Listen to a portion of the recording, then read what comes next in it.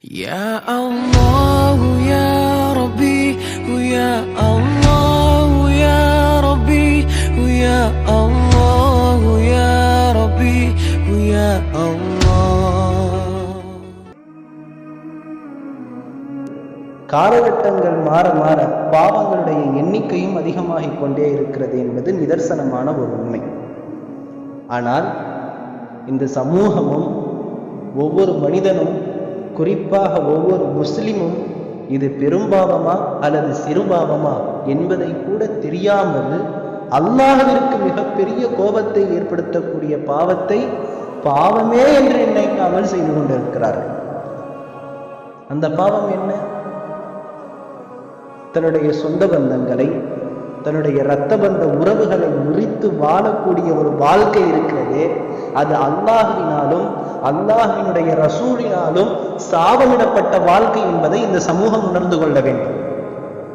தன்னுடைய இரத்த பந்த உறவுகளையும், தன்னுடைய இரத்த பந்தம் எனக்கு தேவையில்லை என்று உதறி செல்பவன், தன்னுடைய குடும்பம் எனக்கு வேண்டாம் என்று தட்டி கழிப்பவன், எந்த உறவினர்களுடைய ஒட்டோ உறவோ எனக்கு தேவையில்லை என்று திமிராக பேசி செல்பவன், இப்படிப்பட்டவர்களுடைய வாழ்க்கை அல்லாஹ்வினாலும் அல்லாஹ்வினுடைய ரசூலினாலும் சபிக்கப்பட்ட வாழ்க்கை என்பதை நாம் புரிந்து கொள்ள வேண்டும்.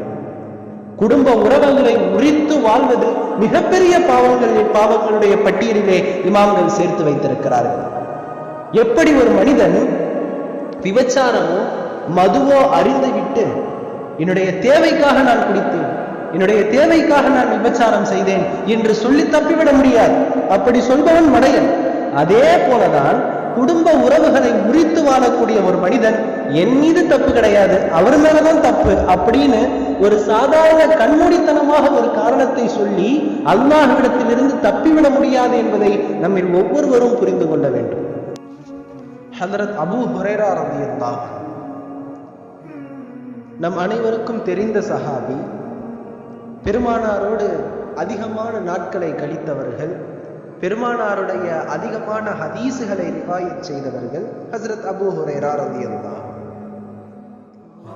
ஹஜ்ரத் அபூ ஹுரைரா ரலியல்லாஹு அன்ஹு அவர்கள் வியாழன் இரவு ஹதீசுகளை அறிவிக்கக்கூடிய ஒரு மஜ்லிஸை ஏற்படுத்தி இருந்தார்கள் மஸ்ஜிது நபவியிலே. பெருமானாருடைய வஃபாத்திற்கு பிறகு ஹதீசுகளை ரிவாயத் செய்வதற்கு அதற்குண்டான பொறுப்பு ஹஜ்ரத் அபூ ஹுரைரா ரலியல்லாஹு அன்ஹு அவர்களிடத்திலே இருந்தது. அப்ப அபூ ஹுரைரா ரலியல்லாஹு அன்ஹு அவர்கள் எப்பொழுதெல்லாம் இந்த ஹதீஸ் பாடத்தை துவங்குகிறார்களோ அதற்கு முன்னால் சொல்லிவிடுவார்களாம், இந்த மஜ்லிஸிலே குடும்ப உறவுகளை முறித்தவர்கள், தன்னுடைய இரத்த பந்தங்களோடு சண்டையிட்டு அவர்களோடு பேசாமலோ அவர்களோடு பிரிந்தோ போட்டியினாலோ பொறாமையினாலோ பகைமையினாலோ வேறு எந்த காரணங்களாகவும் இருக்கட்டும், தன்னுடைய குடும்ப உறவுகளோடு தன்னுடைய உறவை முறித்து கொண்டவர் இந்த மஜ்லிஸிலே, இந்த ஹதீஸுடைய மஜ்லிஸிலே இருந்தால் தயவு செய்து அவர்கள் எழுந்து வெளியே சென்று விடுங்கள் என்று அபூ ஹுரைரா ரலியல்லாஹு அன்ஹு தன்னுடைய பாடத்தை துவங்குவதற்கு முன்பதாகவே இந்த வார்த்தையை சொல்லி விடுவார்கள். அல்லாஹ் அக்பர். எப்பொழுதெல்லாம் அந்த ஹதீஸ் பாடத்தை அவர்கள் சொல்வதற்கு துவங்குகிறார்களோ அதற்கு முதன்மையாக இந்த வார்த்தையை சொல்லி விடுவார்கள். குடும்ப உறவுகளை முறித்தவர் இந்த மஜ்லிஸிலே இருந்தால் தயவு செய்து அவர் இந்த மஜ்லிஸிலே இருந்து வெளியேறட்டும் என்று சொல்வார்கள். இது அவர்களுடைய வழக்கமாக இருந்தது. அல்லாஹ் அக்பர். இப்படியே ஒவ்வொரு மஜ்லிஸிலேயும் ஹஜ்ரத் அபூ ஹுரைரா ரலியல்லாஹு அன்ஹு சொல்லுவார்கள். ஒரு முறை இதே வார்த்தையை சொன்ன பொழுது இன்னொரு சஹாபி எழுந்து சென்று விடுகிறார். அந்த மஜ்லிஸிலே இருந்த சஹாபி எழுந்து சென்றவர் உடனே தன்னுடைய உறவினர்களோடு சண்டையிட்டு இருந்தார். நம்முடைய உறவு முறைகளில் பார்க்கும்போது தன்னுடைய சாட்சி இடத்திலே அவருக்கு சரியாக பேசுவதில்லை. அந்த உறவோடு அவர் முறித்து கொண்டார். அபூ ஹுரைரா ரலியல்லாஹு அன்ஹு அவர்களுடைய இந்த வார்த்தையை கேட்டு உடனே அவர்களுடைய சாட்சியினுடைய வீட்டிற்கு அந்த சஹாபி சென்று மன்னிப்பு கேட்கிறார்கள். இருவரும் பேசி விடுகிறார்கள்.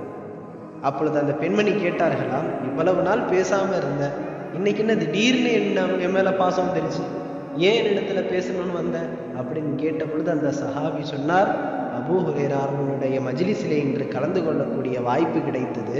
அபூ ஹுரைரா தன்னுடைய ஹதீசுகளை ரிவாயத் செய்வதற்கு முன்பதாக இந்த வார்த்தையை சொன்னார், நான் இந்த வார்த்தையை கேட்டு மிகவும் பயந்து, இப்படிப்பட்ட ஒரு வார்த்தையை அபூ ஹுரைரா சொல்லியிருக்கிறார், எனவே நான் உன்னிடத்திலே மன்னிப்பு கேட்க வந்தேன் என்று சொன்னார்.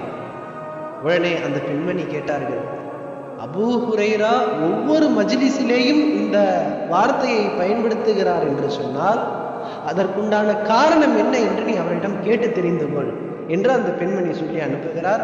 அந்த சஹாபி மீண்டும் அபூ ஹுரைரா ரலியல்லாஹு அன்ஹு அவர்களுடைய மஜ்லிஸிலே வருகிறார்கள். அபூ ஹுரைராவே, உங்களுடைய ஒவ்வொரு மஜ்லிஸிலேயும் இந்த வார்த்தையை நீங்கள் சொல்வதற்குண்டான காரணம் என்ன என்று கேட்ட பொழுது ஹஜ்ரத் அபூ ஹுரைரா ரலியல்லாஹு அன்ஹு அவர்கள் சொன்னார்கள், ஒவ்வொரு வியாழன் இரவு, அதாவது வெள்ளிக்கிழமை ராவு, அல்லாஹ்வினுடைய சன்னிதானத்திலே நாம் செய்த அமல்கள் எடுத்து காட்டப்படுகிறது.